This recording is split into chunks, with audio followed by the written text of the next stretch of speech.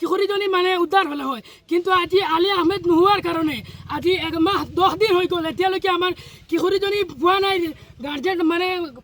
কিশোৰীজনীৰ মা বৰ্তমান অসুস্থ হৈ আছে কিন্তু আইনে এতিয়ালৈকে কোনো পদক্ষেপ লোৱা নাই আজি আমি এমাহ বাট চাই আজি আমি আমচুৰ তৰফৰ পৰা সকলো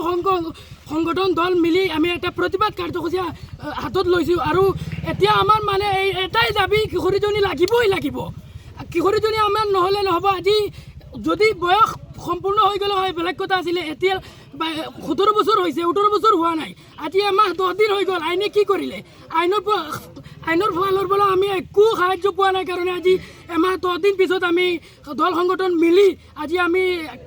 এটা প্ৰতিবাদ কাৰ্যসূচী হাতত ল'বলগীয়া হৈছে সেইটো কাৰণে আমি এটা আবেদন জনাইছোঁ চৰকাৰক যে কিশোৰীজনী আনি দিবই লাগিব আমাৰ কিশোৰীজনী এতিয়ালৈকে বয়স হোৱা নাই আৰু স্কুলত পঢ়ি থকা অৱস্থাত প্ৰবঞ্চনা কৰি ল'ৰাজনে লৈ গ'ল এতিয়ালৈকে যে আইনে এইটো পদক্ষেপ একো হাতত লোৱা নাই কিয় এটা সমাজ বিৰোধী বহুত ডাঙৰ এটা অপৰাধ বুলি আমি ভাবোঁ আৰু এটা দুৰ্ভাগ্যজনক আজি 1 মাহ 10 দিনমান গুচি গ'ল এতিয়ালৈকে তেওঁলোকে এনেকুৱা এটা প্ৰক্ৰিয়া গৈছে তেওঁলোকে দুৰ্ভাগ্যজনক তেওঁলোকে থানালৈকেও গৈছিলে লংকা থানালৈকে তেওঁলোকে আবেদন কৰিছিলে কিন্তু তেওঁলোকে আইনৰ ফালৰ পৰা কোনো এটা সহায় সহযোগ তেওঁলোকে নাপালে নোপোৱাৰ কাৰণত আজি আমাৰ আমচুৰ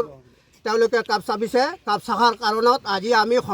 গোটেই সমাজবিলাক লৈ পেলাই আজি আমি এটা কাৰ্যসূচী হাতত লৈছোঁ হাতত ল'বলৈ বাধ্য হৈছোঁ আৰু আমি এইটো দাবী জনাইছোঁ যে এনেকুৱা এটা 17 বছৰৰ শিশু এজনী অপহৰণ কৰি নিয়াটো আমি বহুত ডাঙৰ এটা অপৰাধ বুলি আমি ভাবোঁ এইটো আইনৰ ফালৰ পৰাও এটা অপৰাধ ইমানখন কৰি যোৱাৰ পাছতো যে আইনেও যে কোনো এটা পদক্ষেপ নল'লে এনেকুৱা এটা দুৰ্ভাগ্যজনক কথা তেওঁলোকে যে কেলে এনেকুৱা এটা পদক্ষেপ নল'লে আইনে আমি এটা দুৰ্ভাগ্যজনক সেইকাৰণে আমি এইটো গৰিহণা জনাইছোঁ যাতে এনেকুৱা ছোৱালীজনী আমি ঘূৰাই পাব লাগে আৰু এনেকুৱা কাৰ্যকৰ্মৰ পৰা যাতে বন্ধ হ'ব লাগে এইটো চৰকাৰৰ ফালৰ পৰা আমি কৈছোঁ যাতে চৰকাৰে আইনৰ ফালে তেওঁলোকে পদক্ষেপটো নল'লে সেইটো কাৰণে আমি দাবী জনাইছোঁ যাতে এনেকুৱা কাজকৰ্মৰ পৰা যাতে বন্ধ হ'ব লাগে আৰু আইনেও তেওঁলোকেও এইটো পদক্ষেপ ল'ব লাগে যে আজি 1 মাহ 10 দিন হৈ যোৱাৰ পাছতো এওঁলোকে যে কোনো এটা পদক্ষেপ নল'লে আমি এইটো বহুত দুৰ্ভাগ্যজনক কথা আজি 1 মাহ 10 দিন হৈ গ'ল ছোৱালীজনী আজি অপহৰণ কৰি নিয়া হ'ল 17 বছৰ ছোৱালী স্কুলত পঢ়ি যোৱা এটা ক্লাছ ছোৱালী সেই ছোৱালীজনী আজিলৈকে উদ্ধাৰ কৰিব পৰা নাই তেওঁলোকে আমি তাৰ প্ৰতি আমি গৰিহণা জনাইছোঁ আৰু আগামীতে যদি আমি ছোৱালীজনী উদ্ধাৰ নহয় তেতিয়াহ'লে আমি পদক্ষেপ কি ধৰণে ল'ব লাগিব